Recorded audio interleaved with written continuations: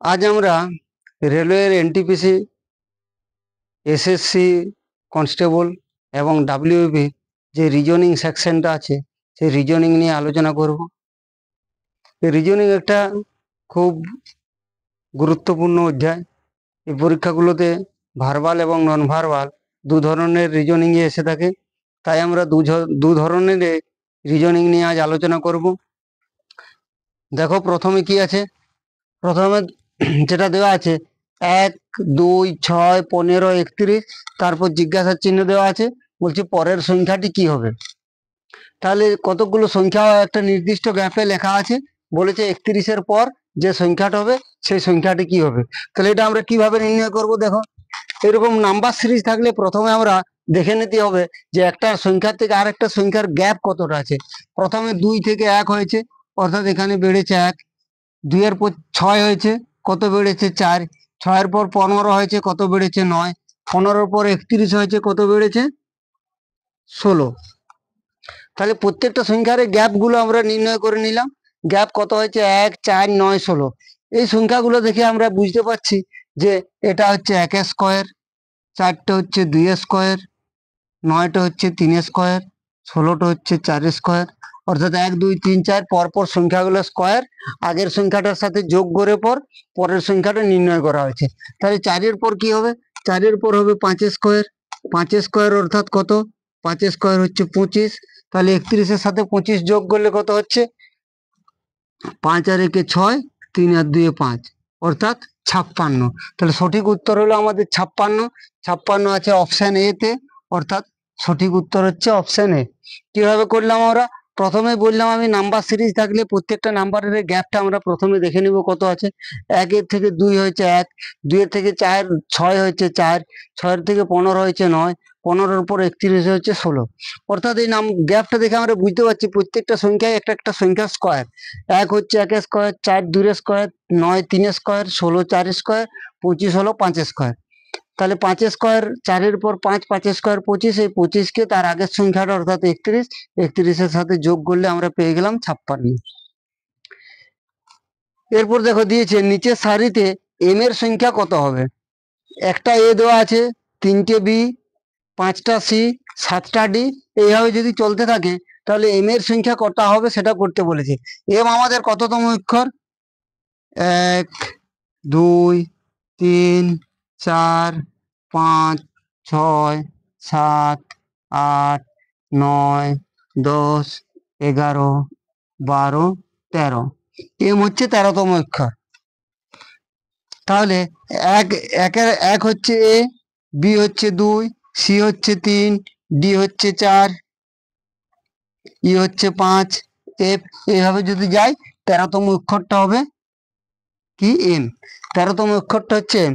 তাহলে এ করেছে একটি, অর্থাৎ 1, বি আছে কটি 3টি, সি আছে কটি 5টি, ডি আছে কটি 7টি। তাহলে এটা থেকে আমরা বুঝতে পারছি যে পরপর পরপর যে বিজোড় সংখ্যাগুলো, সেই বিজোড় সংখ্যাগুলো দেওয়া আছে। তাহলে 7-এর পর এখানে কি হবে, ই হবে 9টি, এফ হবে 11, 13, 15, 17, 19, 21, 23, 25, অর্থাৎ এম এর সংখ্যা হবে কটি, 25টি। এই যে সারিটা দেওয়া আছে, একটা এ, 3টা বি, 5টা সি, 7টা ডি, এইভাবে যদি চলতে থাকে তাহলে এম এর সংখ্যা হবে কি, 25টি। তাহলে আমাদের এই অপশনগুলোর মধ্যে 25 কোথায় আছে, অপশন সি তে আছে 25, অর্থাৎ অপশন সি হচ্ছে আমাদের সঠিক উত্তর।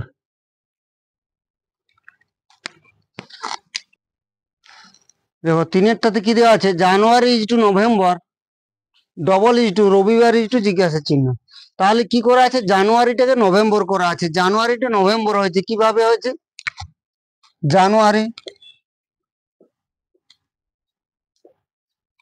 তার আগে কি হয়, তার আগে ডিসেম্বর, ডিসেম্বরের আগে নভেম্বর, অর্থাৎ জানুয়ারির আগে একটা ছেড়ে 2 নাম্বারটা নিয়েছে, জানুয়ারির পর একটা ছেড়েছে 2 নাম্বারটা নিয়েছে জানুয়ারির আগে। তাহলে এখানে দেওয়া আছে রবিবার,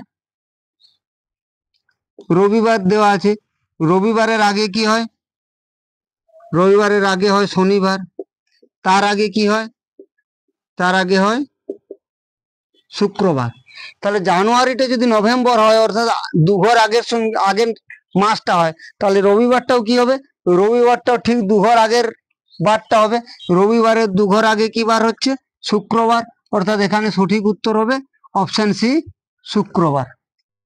দেখো 4 নাম্বারটাতে কি বলেছে, যদি যোগ চিহ্ন সমান দেওয়া আছে গুণিত, যুক্ত সমান গুণিত, গুণিত সমান বিযুক্ত, বিযুক্ত সমান ভাজিত এবং ভাজিত সমান যুক্ত হয়, তবে 18 ভাজিত 4 যুক্ত 3 গুণিত 2 বিযুক্ত 2 এর মান কত।